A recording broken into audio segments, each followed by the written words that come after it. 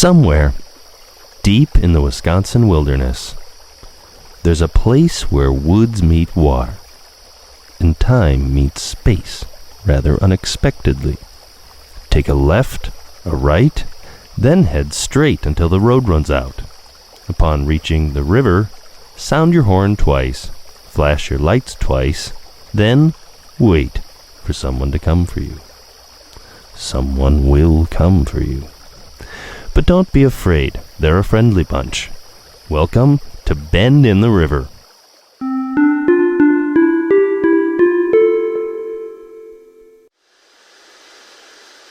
Hello to all you restless crickets out there still up listening to WOOWOO Radio. I know it's been quite an anxiety-inducing day here in River Bend, but don't you worry, I'll be playing the most soothing hits we've got to relax the brain and help your stress drain. Up first, the Muddy Ducklings with Found My Love on the Open Road. Let's see if that'll calm him down. Nope. WOOWOO Radio, you're on the air. Yeah, I'm trying to get some more information about those rumors of a brain they found out on Pines Bluff. We all are, sir. My kids can't sleep. They're terrified. They think there's this brain-eating monster out there, and the kids want answers. Was it really a human brain? Is it true the monster is still on the loose? And is it true that it targets single men? First of all, Dale, you don't have That's kids. right, Dale Winthrop. How did you know it was me? And to answer your kid's question, I've been told that the brain, while big, was still too small to be human. And as for the monster or whatever, I'm sure your fungal condition will keep it away. You know, I tried a new cream on it, and funny thing, it just spread to my face. Dale, I'm gonna have to let you go. WOOWOO Radio, you're on the air. So what you're telling me is these communist Ruskies are sending zombies to eat our brains? Ma'am, I am telling you nothing of the sort. First of all, as we all know, zombies eat the brains and leave the bodies. Whatever this thing was, apparently it did the opposite. That's not any better. Well, no, I suppose not, but I'm sure there's a perfectly logical explanation for all. Ma'am, I have another call and I need to change the record. WOOWOO Radio, where we play the hits if we have time between all of your panicky calls. Hi there.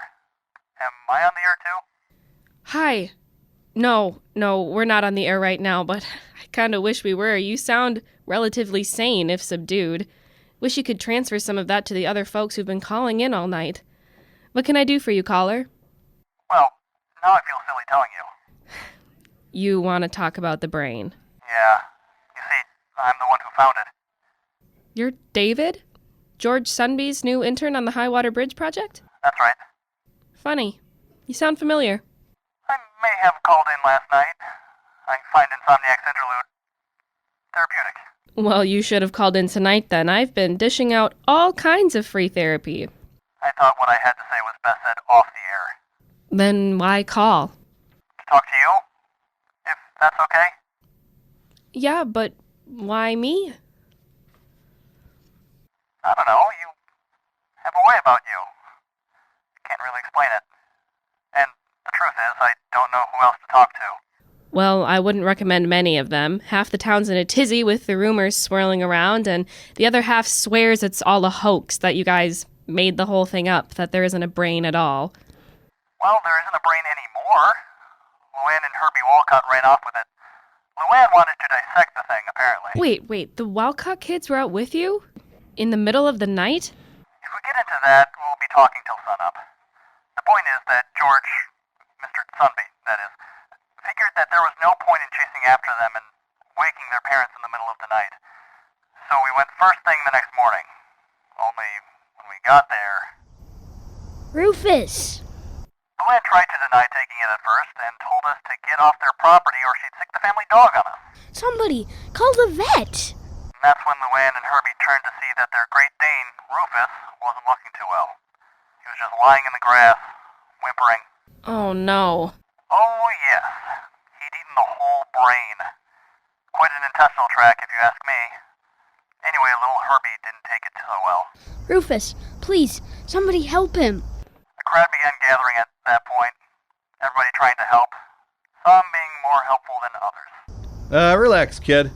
Ain't no different than any other food. I mean, yeah, we don't eat brain around here, but in plenty of places it's a delicacy.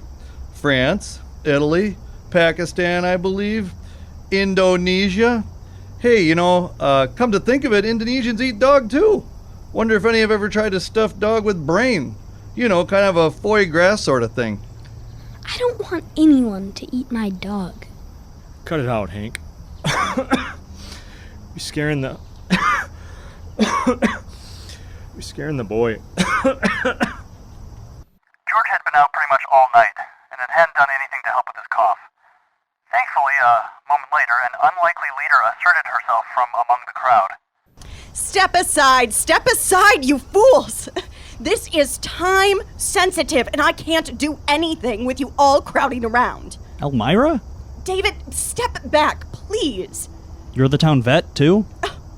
What's this about a vet? The dog's going to be fine. He doesn't need a vet.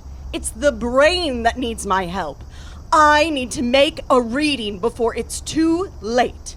You're trying to read the mind that is currently in Rufus's stomach. Trust me, I've worked under far more difficult circumstances. You ever seen a dog eat? Gulp, gulp. Probably didn't even bother to chew. So if everyone just stops bothering me, perhaps I could get to work. But not everyone had the same idea of what getting to work meant. All right, step aside now. Nothing to fear when Officer Olson's near. And nobody leaves without my say-so, you hear? You're all suspects until I say otherwise. Now then, what seems to be the crime? Running an unlicensed dog restaurant? Well. If it isn't Comrade David, my favorite scofflaw.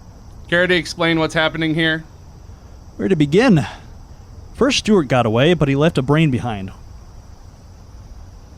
which Luann and Herbie Walcott ran off with for dissection purposes, at which point their Great Dane Rufus swallowed it whole. And now, as far as I can glean, Elmira here is trying to perform a psychic reading to ascertain whose brain it is before Rufus's digestive juices start kicking in. You think I'm falling for that old chestnut? David, this might not be the work of Stuart. George, are you okay? Fine. I'm fine. I'm sensing great pain, torment, and confusion. After getting eaten by a dog? Yeah, that sounds about right. Cut to the chase, would ya? Ask it what happened. Who did this to him? Only a fool asks questions of the spirits. We listen to what they need to impart to us. But what could be more important than the name of the killer? And shame! I detect shame and ineptitude as well. That's probably just Officer Olson interfering with your reading. Hey, mind reading lady. That brain telling you anything about being part of a communist plot against America? George, you need to lie down. Let me help you home. I can get myself home. You're not well. You need help. I do. You can help me most by squelching these confounded Red Scare rumors before they spread. Find Wyatt Rykard. No doubt he's out on his boat. He knows the true cause of all this. He knows more about the Prime Snake than just about anyone. The Prime Snake? Rykard predicted this. Maybe he can tell us what to do next before the whole town goes into a panic. So,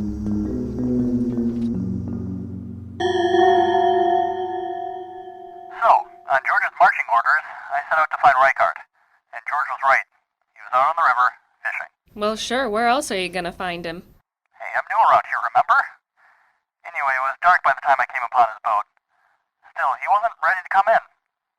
Said we could talk, though, as long as we could keep fishing. So I boarded and took my place in the bow. I've lived on this river all my life. Strange waters these are. As boys, we used to wade right in and go treasure hunting. Dig our hands into the riverbed. See what we could pull out. The things I found. Post-Civil War coins. Flying Eagle pennies. Half-cent pieces. I couldn't even use in stores no more. Even a few Silver Star 3-cent pieces. I found a magnifying glass with an inscribed handle. 2JK, always keep looking, RS. And a flask with a truly nasty concoction inside. And a locket with a picture of the prettiest girl I ever laid eyes on. All sorts of things floated up. Things I've never seen before. Things that seemed like they were from a place so far off that I couldn't even put a name to them. These treasures, they seemed to sprout out of the ground. My mother had a theory about where they may have come from. She explained that it happened the same week as the Great Chicago Fire. Maybe that's why nobody talks about it much. Who remembers losing little old Riverbend when the capital of the Midwest is turned to ash? But you see, this was a logging town back then. Population 3,000 or thereabouts.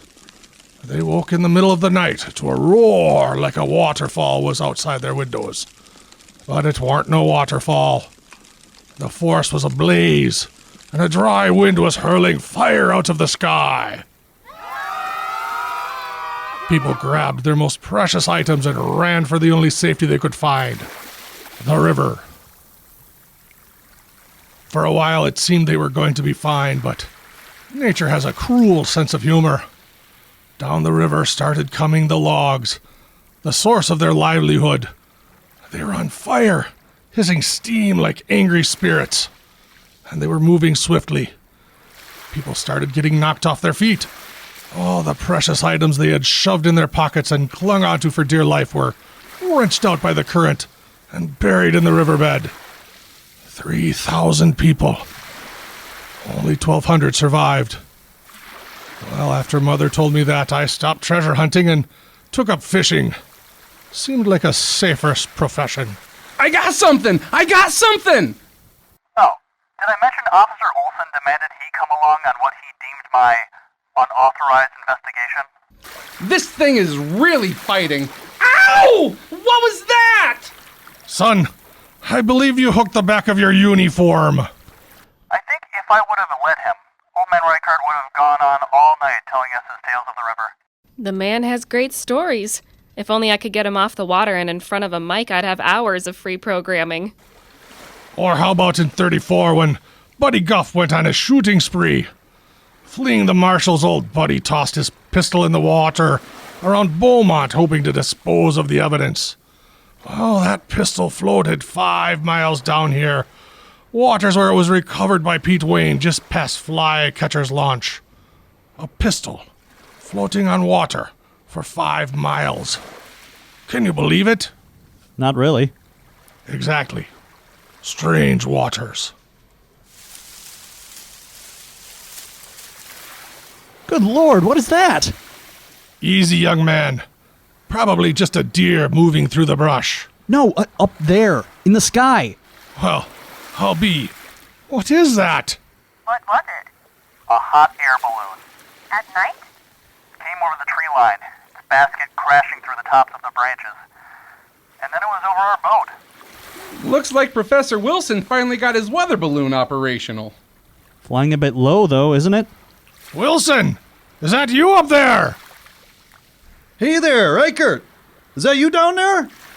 Sure is now. Who am I talking to? Why, it's Hank. And Harold. You guys got a permit to fly that thing? The only permission we need is granted to us in the U.S. Constitution, which assures our right to protect this sovereign land against foreign and domestic threats. You boys don't seem to be getting too much altitude. I think that basket is a tad overburdened. It's that darn cannon is what it is. If our calculations are correct, Sputnik is going to be passing overhead here in about 10 minutes. And Wilson's balloon here is going to give us the extra oomph we need to take that sucker out. Again, I feel I just have to state that Sputnik already fell out of orbit last winter. Hey, Bald Eagle 2, is that you? Hey, Stripes. See, David? That's what they want you to think. But after tonight, it's going to be true. Good night, gentlemen. When you look up tomorrow morning, you'll be staring into a freer sky. I can't believe Professor Wilson lent those fools his weather balloon. And I can't believe you were more worried about the balloon than the cannon. Now then, Mr. Reichart, it's late. Any other day I could probably stay up all night listening to the folk history of this river until sunrise. But it's been a crazy couple of days, to say the least. Before I go to bed, I have to fulfill a promise to George. He wanted me to hear what you had to say about something called, and I know this sounds ridiculous, the prime snake? Can you tell me what you know? If you have trouble believing about Buddy Guff's pistol, or court-recorded fact that sent him to a pond for the rest of his life, then I don't think you've got any chance of believing what I got to say about the prime snake. You know he's right about Buddy Guff, by the way. I told him I'd keep an open mind. Well, let's see. This would be back in 36. Peak of the heat wave. Reached 110 degrees. So even I was fishing strictly at night. It wasn't all that different than right now. The air was hotter. My balloon boat was smaller. Little rowing dinghy barely big enough for me and my tackle. I remember I had just reeled in a muskie because I was leaning over to get the hook out when the boat got hit. Wham! The boat lurched hard to the left. I almost went over the side. The hook went right into the meat of me palm and the muskie fell to the floor of the boat. See there? Still got the scar. It's a little hard to see in the dark. So I dig that thing out, curse a little, and then look around to see what I've hit. That fish was flapping around the bottom of the boat, but I didn't give it a second thought because of, well, whatever I hit, it must have been big. A rock? No, sir, water there was far too deep. I craned around to look behind me, and that's when I see it, curving through the water, a black shadow rising out from the surface. I would have sworn it was the head of a water snake if it weren't so big. No way, I told myself.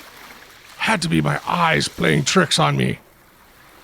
I put down my pole and grabbed the oars to go see what it was. In my head, I'm estimating how long it would have to be if that really was the head of a snake. That's when Prime went ahead and answered for me. Wham! My dinghy was hit again, even harder, and nearly capsized. Dumped that muskie back in the river. That's when I saw the tail, thick as a cedar trunk, skimming the water beside my boat, a good 20 feet from where I was seeing the head. Now that ain't your average garter snake. I'll say, but I'm not sure why George wanted me to hear about it. Because of what I caught the next night, after my little run-in with the prime snake. A brain? No. I couldn't believe it either. Officer Olson had made a correct deduction. Just part of the right lobe of a brain, to be exact. Why do you call it the prime snake? Because it was another 11 years before I saw it again. Well, I thought I caught a glimpse of it. I wasn't sure at the time, but 2 days later, when I hauled up another brain out of the water, I knew for sure. So this was in 47? That's right. 11 years ago this summer. And like I predicted to George, it's come back. Oh, good Lord! Take cover! Put that gun away, boy. It's just Hank and Harold. You know, it really speaks to the liveliness of our town that two of our citizens can fire a cannon from a hot air balloon at a non-existent Soviet satellite, and that's not what people are talking about the next day. That's one way of putting it. So we did what we had to do. We drew in our fishing lines and rowed over to drag them out of the water. Help! Help! My doggy paddle's dying on me here! So is my dead man's float. Well, at least we can tell Professor Wilson his weather balloon flies just fine, when it doesn't have to haul two imbeciles and a cannon. Just hang tight, you two. We'll be there momentarily. Pretty sure Hank and Harold were Reichardt's biggest catches of the evening. Okay, but can we get back to this prime snake business? Reichard said there's a giant snake roaming River's Bend.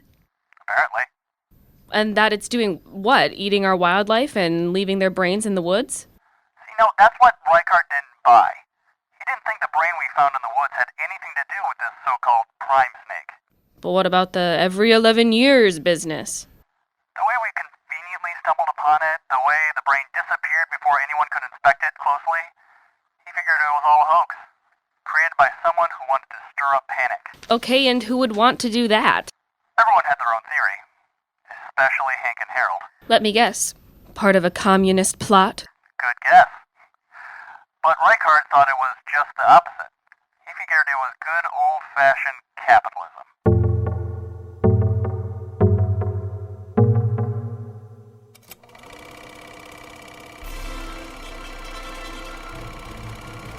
Out of the vast darkness of space, from regions unknown, they descend upon our planet. What is it? It appears to be some kind of spacecraft. The brains from outer space. Wait! Something is happening. The doors are opening. Do you see anything? No, nothing. Hold it! Down there! Look! The brains from outer space.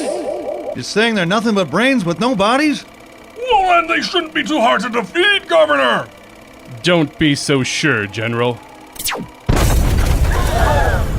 With mental capacities beyond the comprehension of even our greatest scientists, these creatures lay siege to our country, preying on the emotions of our women, exploiting the strength of our men. Please, Joe, what's happening to you?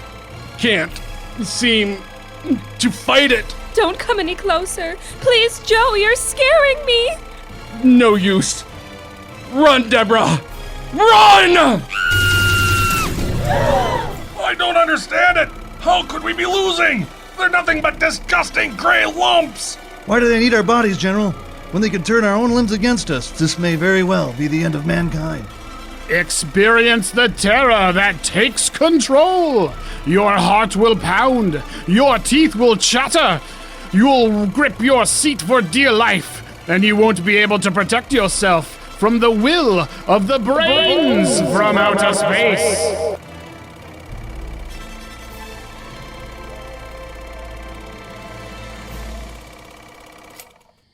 Well, boys, what'd I tell ya? Heck of a trailer, am I right? It's quite something. Both you take a tip from Stanley Holtman. Get a lady friend who's been playing coy. Just bring her to this here picture. She'll be in your lap before the farmer gets liquefied. Wait, Rykard sent you after Stan Holtman, the movie theater owner? Yes? Why? I should have guessed. Those two have been feuding for years. Boy, I really could have used your help last night. As it was, the partner I was stuck with was a tad distracted. Hey, you got anything up here with Jane Russell? Hey, hands off the reels. How dare you come in the projection booth and mess with my livelihood? This guy. Oh, I remember when he was barely taller than the concession counter. Came to see Outlaw 7 times. Miss Russell's very talented, you know. Sure she is. No other actress can measure up to her, am I right? Anyway, back to business. As you can clearly see, there is the Motion Picture Association of America's insignia on the title card, certifying Brains from Outer Space as code approved. So I don't know who's going around spreading those malicious rumors about decency, but you can tell them Stanley Holtman doesn't screen anything that isn't code approved. I'm surprised they're allowed to show stuff leaking out of the eyeballs like that. I abide, but I admit I do not understand. You know that last year they prohibited showing mercy killings on screen? Mercy killings! What kind of message is that supposed to send? Tell me something, Holtman. Is it true Luann and Herbie Walcott's cousin Joey works for you? Yeah, sure. He rips tickets and mops up the theater at the end of the night. Why? Is he here now? No, it's like I told you. Everyone's gone home for the night. Then who's down in the theater? Down in the theater? Nobody. At least nobody's supposed to be. A chill ran down my spine. I could have sworn I had seen something. It was like back down at the river just before Hank and Harold had come along. I was positive there was something moving through the trees, and then it was gone. Quit clowning, Holtman. Did Joey come in tonight? As a matter of fact, he didn't. Left me short-staffed. Why? Is Joey the one spreading those rumors my movies aren't code-approved? We never said that. You said this was about decency. That's right. And what you're up to is about as indecent as it gets. I have to say, Olson was really getting into it. Maybe being in the movie theater helped him channel the performance of every tough guy cop he'd ever seen on screen.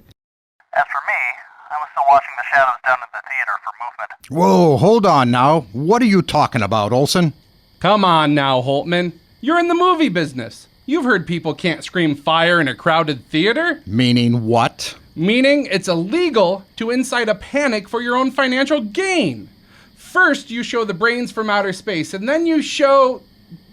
can you remind me of the title of the second half of this double feature? The creature with the atom brain. Atom brains? Space brains? Pretty big coincidence, don't you think? What is? There!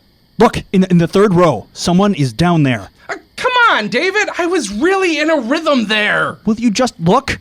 What are we supposed to be seeing? I think it's Stuart.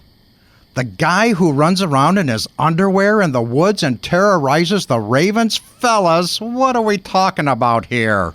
Officer Olson thinks... Hey! That's Constable Officer Olson to you. He thinks that you placed a prop brain down by the river, and that Joey got his cousins to lead people there to stumble upon it.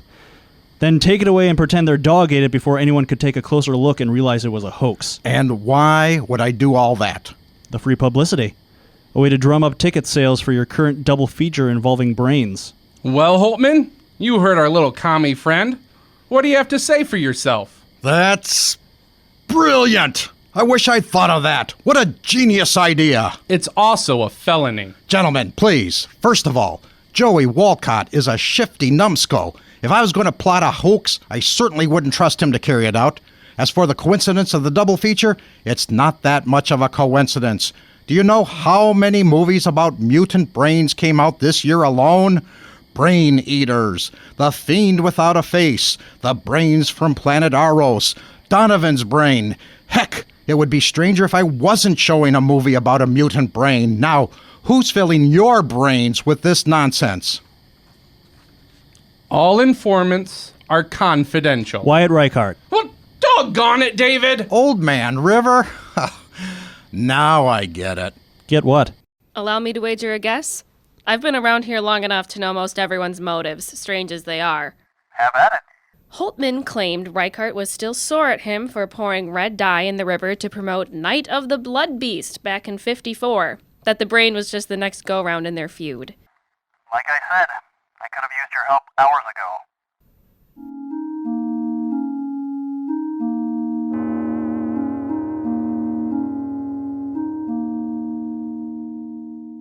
So what did you do next? Well, we left the movie theater. It was late by then. The blackout was in full effect. Holtman had his own theory about who was behind all this, and Olson was ready to keep following questionable leads, apparently, until the sun came up. But you weren't.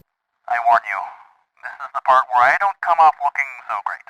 What did you do? I may have lost my cool a bit.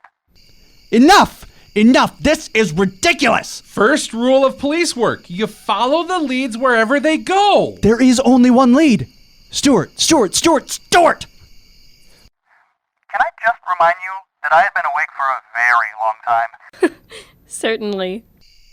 This has nothing to do with some fisherman with crazy river wisdom. This was not a marketing ploy of an ethically questionable theater owner, and it certainly wasn't the action of an enormous brain-eating snake. Technically, doesn't it eat everything but the brain? Boy, when you even have Officer Olson correcting you. I know, and it only caused me to lash out more. And by the way, you aren't even a policeman or a constable. You're a volunteer. That's right. An elected volunteer. Same as Uncle Mayor. Jory says you won by 1 vote. Still a victory. And that it was the only vote cast. By you. Look, pal, I got half a mind to punch you in the nose and then cart myself off to jail. Well, I don't disagree with the half a mind part. That's it! But he didn't punch me in the nose. He just stomped off and left me feeling guilty. So, what did you do next? I stood there for a couple minutes, almost feeling sorry for him, and then I was attacked from behind. What? Blacked out and everything.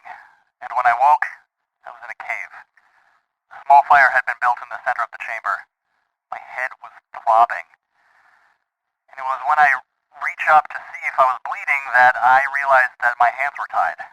And so were my feet. Hello? Can anyone hear me? Help! I squirmed around trying to see where the mouth of the cave was. Nothing. All I could make out were the paintings on the walls. Crude map of Riverbend. Dead ravens. Stuart. Hello, David. He emerged out of the darkness. I'm glad we finally have a chance to talk. I was right. I knew it was you creeping around the movie theater. Does that bring you satisfaction, love? I'd rather be in bed and wrong. Good. Listen, David. The first thing I want you to know is that you are in absolutely no danger. I like what I'm hearing, but I've got to be honest, Stuart. The optics aren't great. I needed to speak with you. Alone. Now, we're going to have a short conversation, and at the end of it, I'm going to untie you. Then I'm going to head off in that direction, which leads to a network of caves. You are not going to follow me. Wouldn't dream of it. Instead, you're going to go that way. Your direction's going to take you to the entrance of the cave, and if you follow the path down the river, you have no trouble finding your way back to town, agreed? A little anticlimactic, don't you think? Letting me know I'm going to be safe? Oh, I think there's still plenty of things you don't know. Listen, all that sounds great, but it's a little hard to believe you when you've already cracked me over the head, abducted me, and tied me up. Oh, and I am sorry about that, but you left me no choice. You've been hunting me, remember? That's because you're a danger to yourself and everyone in this town, and you need help. Now, what makes you so sure of that? Burning bridge plans, killing ravens, knocking people out and dragging them into a cave? I think it's pretty obvious that you're not well. Obvious? That's an interesting word. Let's talk about what's obvious about you, shall we? Let's talk about the first time you came into this town. A stranger in strange clothes, driving a rather fancy car that's not registered to him. A man who didn't have any explanation about who he was. That is until one was handed to him by George Sunby. Obviously, there's something a bit off about you. How did you know about... I know a lot more than you think, David. And if I were you, if I were a man who appeared in Riverbend out of thin air in the middle of the night, if I had a story I wasn't sharing with anyone. You know, for a wild man, you're a lot more articulate than I expected. If I were like you, David, I would probably refrain from making such quick accusations against other people. Because it doesn't take much to turn the tables, eh? The accuser can so easily become the accused. Is that why you brought me here? Is this a threat? David, do you know why the prime snake only appears every 11 years? Tell me. Predators! Predators, David. You see, creatures with large prime numbers for their biological cycles are better able to avoid the cycles of their predators. And a prime snake has to avoid its predators, because to shed what it sheds puts it in a very vulnerable position. What does it shed? Come on, David. You know. You just aren't willing to believe. After all, you're the one who found it. It sheds... its brain? Oh, now you're coming around. You aren't fooling me into believing in Reichardt's gigantic snake. Imagine. Just imagine what that would be like. To shed not just something superficial like your skin, but as vital as your mind. To knit together billions of new neural connections, and once you're done, sever ties with all that outdated circuitry. All the things you don't need. All the things that weren't serving you well. Honestly, I'm surprised it's even able to do it every 11 years. Seems like it should take it at least 17 or maybe 23 years. I'm envious, really. You're saying that brain was from a giant snake that sheds its mind instead of its skin? That's impossible and... Wait, hang on. What does a giant snake have to do with anything else you're talking about? You and I have a lot more in common with that snake than you realize. And we both need to be wary of predators. If I was to be captured, it would be bad, David. For both of us. Sure it would. Look, none of this babble about snakes and predators does much to convince me that you're not insane. Not to mention this cave. What are those drawings? Your personal art gallery? You don't like my sketch of Oxbow Lake? Oxbow Lake? Is that what that's supposed to be? Yeah, I've been studying it for, well, let's just say a while. Have you ever heard of the Oxbow effect, David? Can't say I have. Another reason we both need to lay low. If they capture me, or if they figure you out, well, the Oxbow effect will swallow this whole town up. The Oxbow effect? What are you...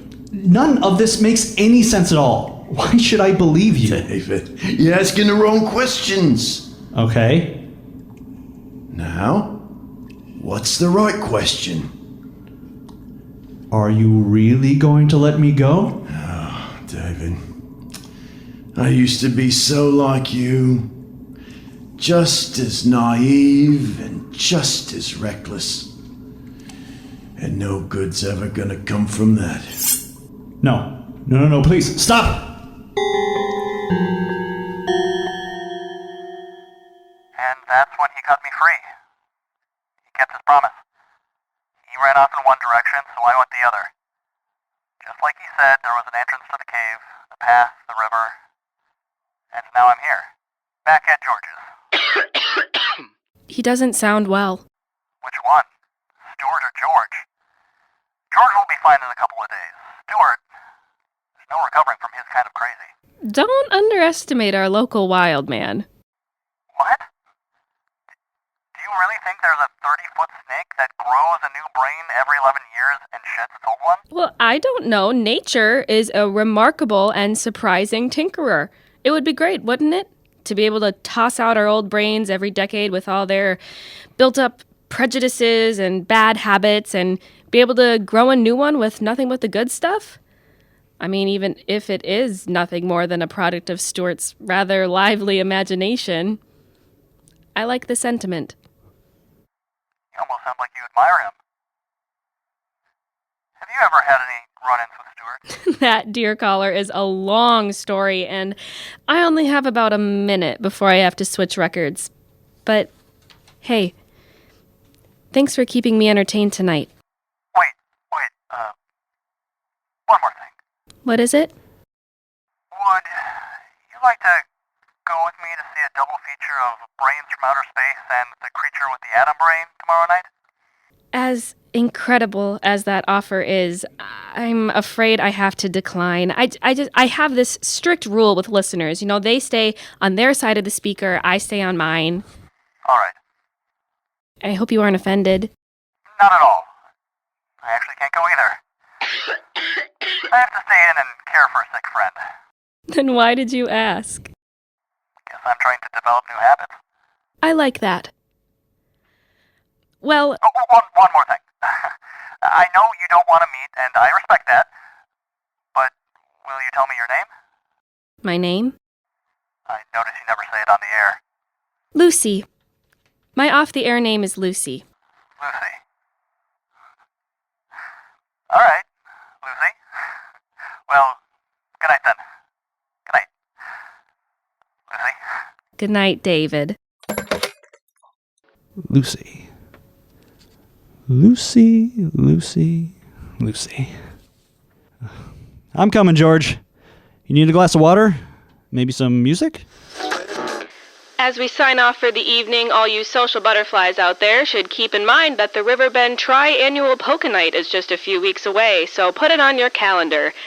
And if in the past you've avoided going because you have 2 left feet, well, this is your year to change all that. As a friend recently reminded me, it's never too late for new habits. Let's end the evening with a new tune perfect for dancing, The Wafers with Dancing Till Dawn. Until next time.